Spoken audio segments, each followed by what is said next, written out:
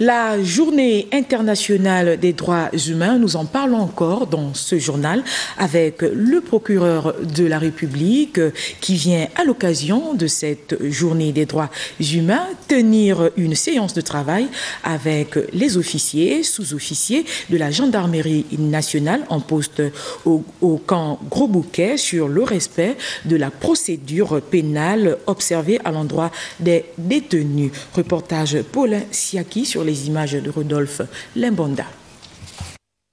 Le respect de la dignité humaine et les procédures pénales en milieu de privation de liberté. Épicentre des échanges entre le procureur de la République, les organismes internationaux de protection des droits de l'être humain pour cette séance de sensibilisation importante qui cadre avec la Journée internationale des droits humains.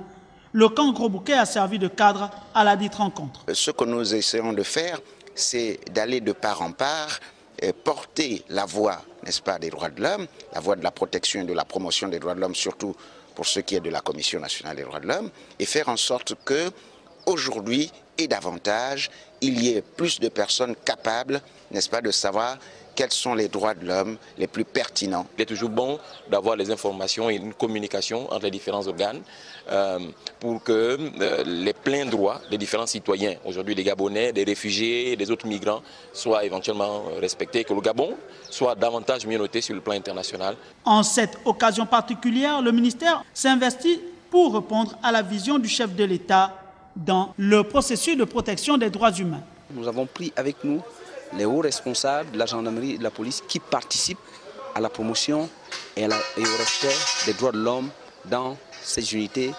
d'action militaire. L'intérêt de rappeler aux acteurs concernés les mesures à prendre dans les lieux de privation de liberté pour respecter les droits humains est essentiel. Nous leur avons donc rappelé les droits qu'ont les gardés à vue, le délai de garde à vue qui est de 48 heures, et qui peut être prorogé par le procureur de la République pour 48 heures supplémentaires. Ensuite, nous leur avons expliqué, recommandé de garder ces personnes dans des conditions hygiéniques acceptables, de permettre à ces personnes de rentrer en contact avec leurs parents pour savoir exactement où ils se trouvent et quelles sont les charges qui pèsent sur eux. Ces officiers supérieurs et sous-officiers vont mettre les enseignements reçus à renforcer les mécanismes de protection des détenus en milieu carcéral.